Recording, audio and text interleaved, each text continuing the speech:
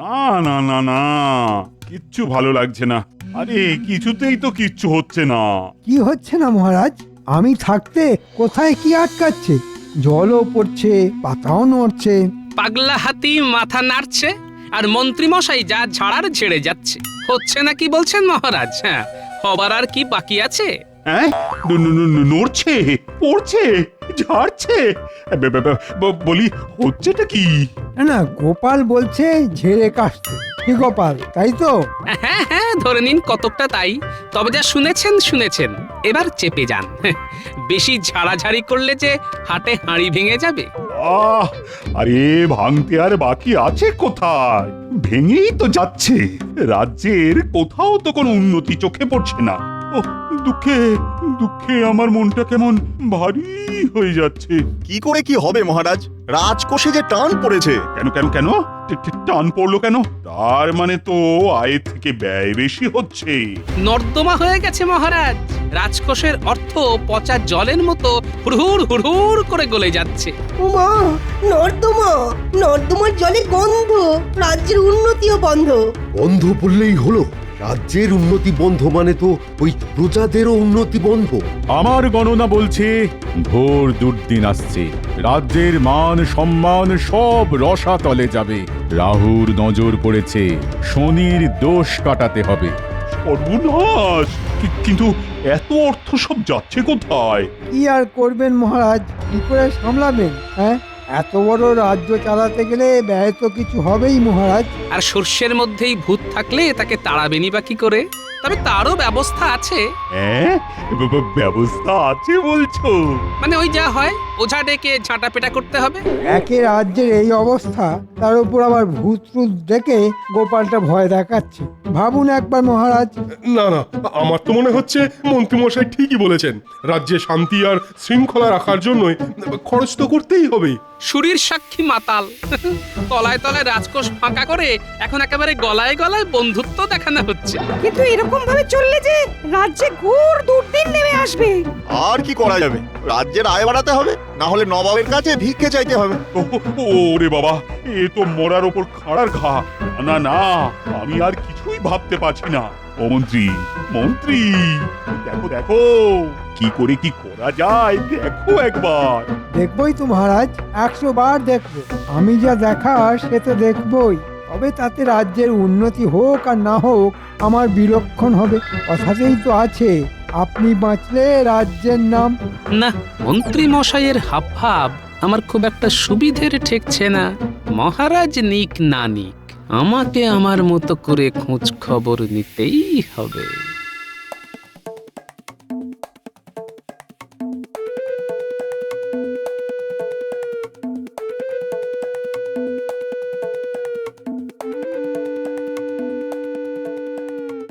এই যে এই বেটা পাজি, ওর অনেক খাজনা বাকি, তাই ওকে সুরসুরি দিয়ে ওর যা মাল করি আছে বার করে না। মন্ত্রীমশাই, চাষবাসের তো এই অবস্থা, এখন কোথা থেকে কি দেবো বলুন তো? তাই বললে হয়? দিয়ে দে, যা আছে ভালোই ভালোই দিয়ে দে। সোজা আঙুলে ঘি না উঠলে আঙুল কি করে বাঁকাতে হয় সেটা আমার জানা আছে। না না না, রক্ষা করুন। ধনে মারছেন মারুন, প্রাণে মারবেন না। এই যা আছে আমি তাই দিচ্ছি। এই তো কেমন ভালো ছেলের মতো কথা।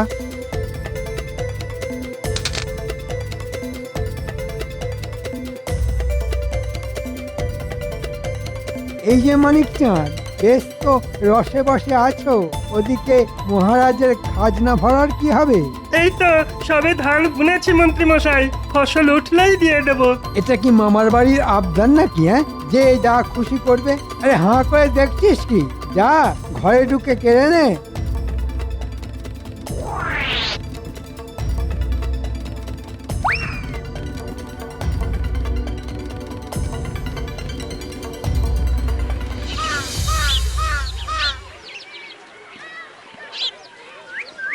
কি দিনকাল পড়লো, আমাকে কিনা খাজনার জন্য এইভাবে বাড়ি বাড়ি ঘুরে তাগাদা করতে হচ্ছে। ছি ছি মন্ত্রী মশাই, এটা কি বলছেন? আমি তো না বলতেই। সে তো জানি, তোর মতো আর কজন আছে এই গায়ে? তাহলে দে, দাঁড়িয়ে আছিস কেন? দেবার মতন যে আর কিছুই নেই মন্ত্রী মশাই, শেষ সঞ্চয়টুকুও তো দিয়ে দিয়েছি। বেশ, তবে তোর জমির দলিল চাইতে। পরে সময় সুযোগ করে ছাড়িয়ে নিয়ে যাবে। এমন ভাবে সব কেড়ে নেবেন না। তাও তোদের ভাগ্যি ভালো যে তোদের গারদে ভরিনি। তবে কান খুলে শুনে রাখ, এই খাজনা আদায়ের কথা যদি মহারাজের কানে পৌঁছয় তাহলে কিন্তু রক্ষে থাকবে না। কথাটা যেন মনে থাকে।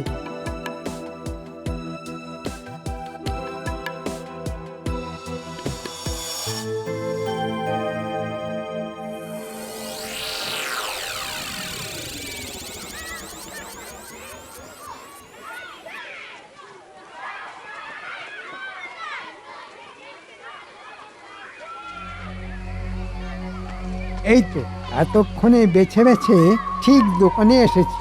মাসুহারা দিবি না মানে? ঠিক পড়ায় গন্ডায় আদায় করে ছাড়বো। কই কি আছে, কি আছে বের কর তাড়াতাড়ি।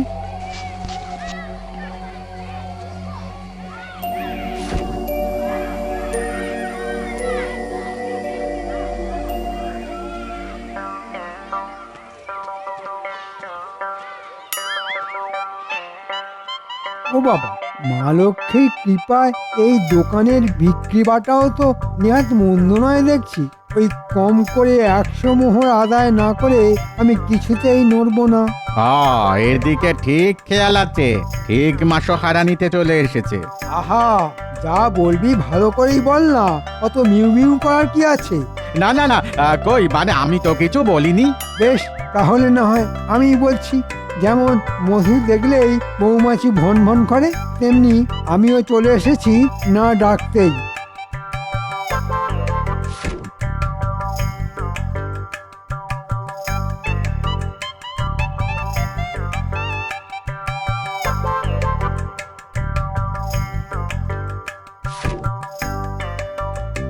আমি কিন্তু না চাইতেই দিয়ে দিলাম মন্ত্রীমশাই। পুরো 50টা মোহর আছে আপনার মাসোহারা। হ্যাঁ, এটা কি মামার বাড়ির আবদার? হ্যাঁ, যা দিবি তাই নিয়ে নিতে হবে।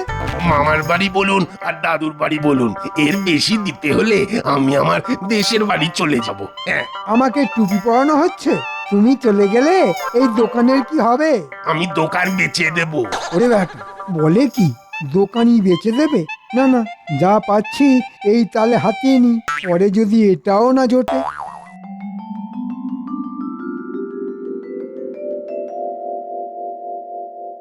ও, তোরা চলে এসেছিস? আজ তো দেখছি তাহলে একেবারে জমিয়ে আসর বসাতে হবে। হ্যাঁ, আমরা তো জানি আজ তোমার ছুটি। আমরা তো সেই জন্যই সাত তাড়াতাড়ি চলে এলাম। তুমি বলবে আর আমরা শুনবো। না না না, আজ আমি নয়, বলবি তোরা। কিন্তু তুমি ঠিক কি শুনতে চাইছো বলো তো দাদু? কেন? এই যে চারদিকে যা দেখছিস শুনছিস তাই বলবি। আচ্ছা ঠিক করে বল তো দেখি, চারদিকে সবাই কি সত্যি শান্তিতে আছে? না গো দাদু, সব যেন কেমন থমথম করছে। তবে কয়েকদিন ধরেই মন্ত্রীমশাই নাকি এই গ্রাম সেই গ্রাম ঘুরে বেড়াচ্ছে। নাকি আবার কি? আজ তো মন্ত্রীমশাই পূব গায়ে এসেছেন। বটে, তার মানে ভেতরে ভেতরে কিছু একটা ঘোট পাকাচ্ছে। বেশ, তাহলে মন্ত্রীমশাইকে এখনই চট করে একবার বাজিয়ে দেখতে হবে, বুঝলি? তবে আমি একা নয়, বাজালে মহারাজকে সঙ্গে নিয়ে বাজাতে হবে। কিন্তু আমরা কি করব বললে না তো দাদু? কেন? তোরা যেটা বরাবর করিস সেই কাজটাই মন দিয়ে কর। কিছু হোক বা নাই হোক, মন্ত্রীমশাইয়ের গতিবিধির উপর সজাগ নজর রাখ।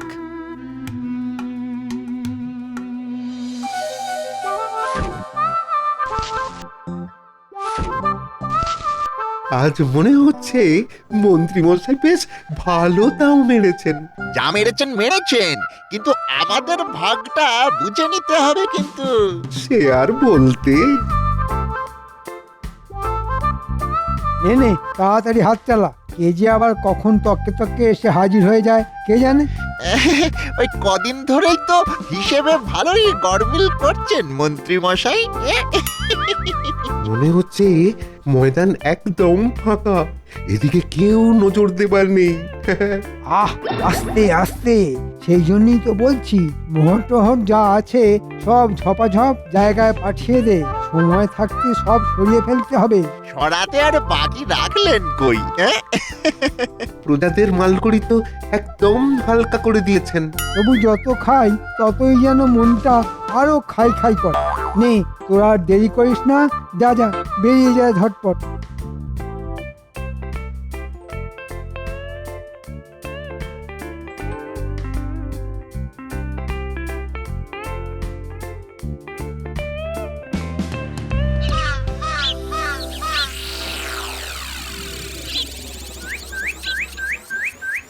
যাক, এদিকের গ্রাম কটা হলো, এবার অন্য দিকটা দেখতে হবে। কোন দিকে কি দেখছেন মন্ত্রী মশাই? এদিকে তো আমি চোখে কানে কিছুই দেখতে পাচ্ছি না। সাগর তো সেই যেমনকার তেমন হাঁ হয়েই আছে। আরে আরে, এ কি মহারাজ, আপনি এখানে? ও, খুব জোর বেঁচে গেছি, আর একটু হলেই গেছিলাম আর কি। কেন মন্ত্রী মশাই, ভূত দেখলেন নাকি? কেমন যেন চমকে উঠলেন মনে হচ্ছে। না মানে মহারাজ, আপনাকে আজ যেন কেমন উস্কো খুস্কো দেখাচ্ছে। আপনি কি বিশেষ কোনো ব্যাপারে খুব চিন্তিত আছেন? কোষাগার থেকে যদি এইরকম হুড়হুড় হুড়হুড় করে মোহর বেরোতেই থাকে, তাহলে মহারাজ চিন্তা করবেন না তো কি দুহাত তুলে নৃত্য করবেন? আপনি কিচ্ছু ভাববেন না মহারাজ, কদিন যাক, আমি ঠিক খাজনার বাজনা বাজিয়ে দিয়ে কোষাগার ভরে দেব। সেই জন্যেই তো গ্রামে গ্রামে ঘুরে দেখে নিচ্ছি। সে যে কি চক্করে ঘুরছেন তাকে আর বুঝতে বাকি আছে, শুধু হাতে নাতে ধরতে যা দেরি। না না, আমি বেশ বুঝতে পারছি খাজনার হিসেব ঠিক মতো রাখা হচ্ছে না। খাজনার হিসেব তো মন্ত্রী মশাই দেবেন, আর দিতে না পারলে তার দায়ও উনিই নেবেন। আয়, তোমার জন্য কি শেষে ঘটি বাটি বেচে আমাকে রাজ্য ছেড়ে চলে যেতে হবে নাকি? এটা কি বলছেন মহারাজ? না না, যেদিকে দু চোখ যায় আমি এবার চলে যাব। এদিকে তো যা গুছানোর সেটা গুছিয়েই নিয়েছি। আহা, কি মুশকিল! কিন্তু তুমি বা যাবে কোথায়? মনে হচ্ছে মহারাজকে এক কথাতেই একেবারে বশ করে ফেলেছি। এ তো ভারী মুশকিল হলো দেখছি। নানা গোপাল, তোমার কথা শুনে বিনা প্রমাণে মন্ত্রীকে সন্দেহ করা আমার একদমই উচিত হয়নি। বেশ, তাহলে এবার প্রমাণের অপেক্ষাতেই থাকুন মহারাজ।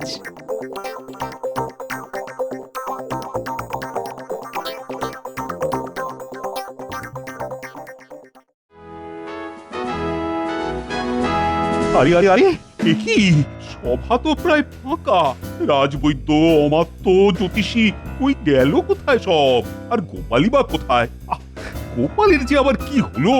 বাকি সবার কথা জানি না, তবে গোপালের আর কি হবে? হয় খাবে, না হয় শোবে। হ্যাঁ, সে আবার কি? তাহলে আর কি করে ওরকম জ্বালার মতো ভুঁড়ি বানাবে মহারাজ? সারাদিন বাড়িতে বসে ল্যাজ নাড়ছে, আর মাস গেলে গুনে গুনে বেতনটি নিয়ে যাচ্ছে। ও মা, গোপালের আবার ল্যাজ? আইরে পাখি, ল্যাজ ঝোলা খেতে দেব গুড় ছোলা। কবির যেন আর রসিকতা ধরে না। দেখছে একে আমার ঝালাপালা অবস্থা, আর উনি কিনা গুড় ছোলা খাওয়াচ্ছে। আপনার প্রশ্রয়ই তো গোপাল এভাবে মাথায় উঠেছে। না না, ব্যাপারটা বোধহয় ঠিক এরকম নয়। গোপাল তো শুধু শুধু বাড়িতে বসে থাকার লোক নয়। হ্যাঁ, তবে কি গোপাল আমার কথায় দুঃখ পেয়ে বাড়িতে বসে থাকলো? ওহ, চমৎকার!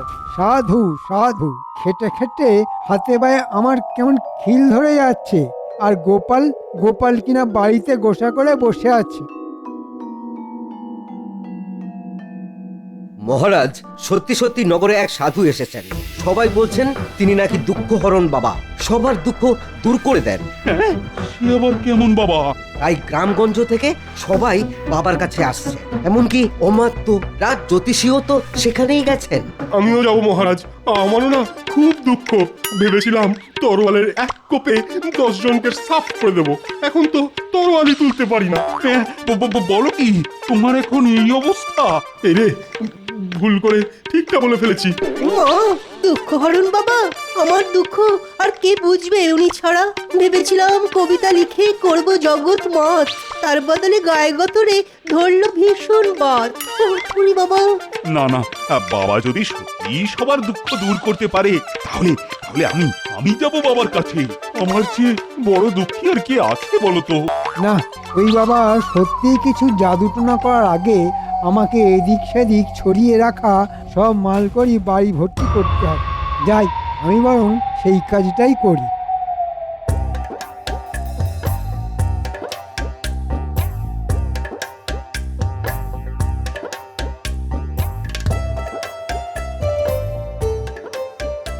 আরে আরে, আমার কি সৌভাগ্য! হ্যাঁ, আপনি দেখে দেখে আমার রাজ্যে এসেছেন বাবা। আমি তো আপনার দর্শন পাবো বলে সে কখন থেকে আনচান আনচান করছি। আহা, এখনই কেমন ক্লান্ত দেখাচ্ছে আপনাকে রাজন। আসুন আগে একটু জিরিয়ে নিন। না না বাবা, না, জিরোনোর উপায় নেই। একটা শেষ হতে না হতেই আর একটা সমস্যা এসে পড়ে। আজ প্রজাদের কষ্ট তো কাল রাজকোষ খালি, সেগুলো সামলায় তো নবাবের ফতোয়া। ও, জীবন একেবারে ঝালাপালা হয়ে গেল বাবা। তাই বলছি, আমার থেকে না দুঃখী আর কেউ নেই। আপনি যা ভাবছেন তা নয়, কর্মগুণেই ফল ভোগ করতে হয়। সবারই নিজের নিজের দুঃখ আছে রাজন। সে বললে কিন্তু আমি আপনাকে ছাড়বো না। আমার দুঃখ আপনাকে দূর করতেই হবে বাবা। বেশ বেশ বেশ, আপনাকে তাহলে একটা সুযোগ দিচ্ছি আমি। ওই গাছে রাজ্যের প্রজারা নিজের নিজের দুঃখ, কষ্ট, অভাব, অভিযোগ সব পুটলিতে বেঁধে ঝুলিয়ে রেখে গেছে। আপনিও তাহলে তাই করুন, দেখুন যদি সমস্যার সমাধান হয়। আমি তো এক পায়ে রাজি বাবা। তবে আমার যে একটা ছোট্ট শর্ত আছে। কি শর্ত বাবা? আপনি যখন আপনার দুঃখের পুটলি বেঁধে ওই গাছে ঝোলাবেন, তখন ওই গাছে আগে থেকেই ঝুলে থাকা যে কোনো একটি পুটলি আপনাকে সাথে করে নিয়ে আসতে হবে। সে ঠিক আছে, সে ঠিক আছে। এ আর এমন কি কাজ?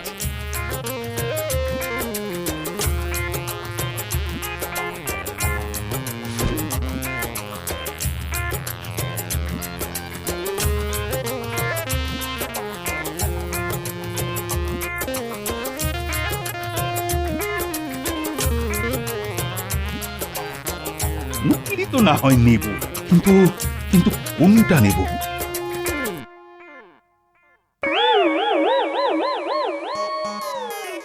না না না, এই ছোট্ট পুঁটলিটা ঠিক হবে। হ্যাঁ, এটাই নি, এটাই নি।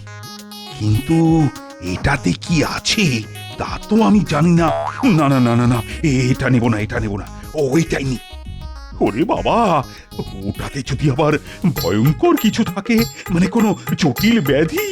ও বাবা, এ কি সমস্যায় ফেললেন বাবা? ও বাবা, সমস্যা হচ্ছে? বেশ বেশ বেশ, তাহলে রাজন আপনি বরং সব পুটলিগুলোই খুলে খুলে দেখুন একবার, দেখুন কোনটায় কি লেখা আছে। ও, আপনি আমায় বাঁচালেন বাবা, বাঁচালেন। এবার আমি দেখে শুনে নরম মতো দুঃখ বেছে নেব, কেমন?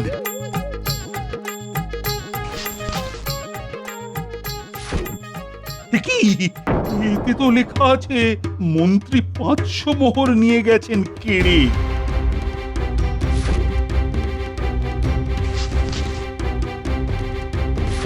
হ্যাঁ, এটাই লেখা মন্ত্রী জমির দলিল নিয়ে নিয়েছেন।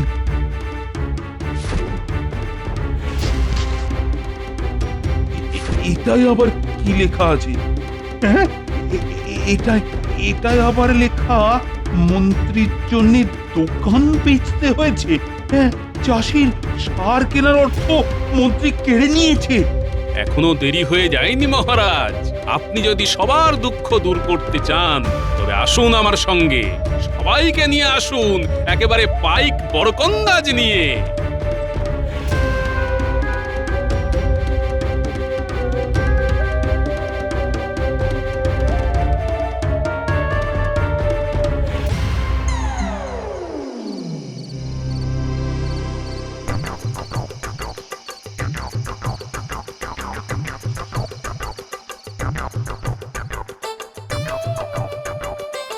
আমার না একটা গান গাইতে ইচ্ছে করছে, আমি গাইবো গিন্নি? ও মা, সে আবার কি গান গাইবে কেন? মনে হচ্ছে খুব ফুর্তি হয়েছে। এ তো হয়েইছে, আর সেটা যে কেন হয়েছে তা কি আর তুমি জানো? না না, গানটা যখন গলার কাছে এসে সুরসুর করছে তখন গেয়েই ফেলি। হ্যাঁ, বলি বুড়ো বয়সীকে তো আবার ভীমরতি ধরেছে। যখন ধরা পড়বে তখন টেটি পাবে। না না, ধরবে আবার কি? কে ধরবে আমায়? আমি কি আর কাঁচা কাজ করেছি গিন্নি? সব মোহর বাড়ির পিছনের বাগানে মাটির তলায় পুঁতে দিয়েছি, আর দেওয়ালে গর্ত করে গয়না ভরে রেখেছি। আমাকে আর কে ধরে? তোমাকে যে ধরে সে তো সামনেই আছে। না, এবার মানে সব বের করো দেখি। কি কি মহারাজ, আপনি?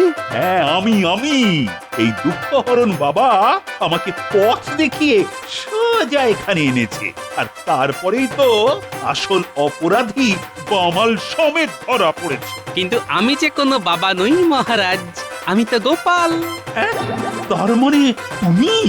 হ্যাঁ মহারাজ, আমি ছদ্মবেশ ধারণ করে বসেছিলাম। প্রজারা মন্ত্রী মশাইয়ের ভয়ে আপনাকে নিজেদের দুঃখ জানাতে পারছিল না, আর আপনারও মন্ত্রী মশাইয়ের বিরুদ্ধে প্রমাণের প্রয়োজন ছিল, তাই। সত্যি গোপাল, তোমার তুলনা নেই। এখন আমি বুঝতে পারছি কোষাগার আর ভরে না কেন। বিশ্বাস করুন মহারাজ, বিশ্বাস করুন, আমি তো এইসব কোষাগারে জমা করব বলেই মানে মানে এখান থেকে নিয়ে ওখানে মানে হচ্ছে এখন এই ফর্দ ধরে সবার মালকড়ি ফেরত দেবে তুমি, আর তোমার আগামী 1 বছরের বেতন এবার কোষাগারে জমা হবে। আরে মরার উপর খাল ঘা দেবেন না মহারাজ, ক্ষমা করে দিন মহারাজ, ক্ষমা করে দিন। এবার মন্ত্রী মশাই বুঝবেন খেলার নাম বাবাজি।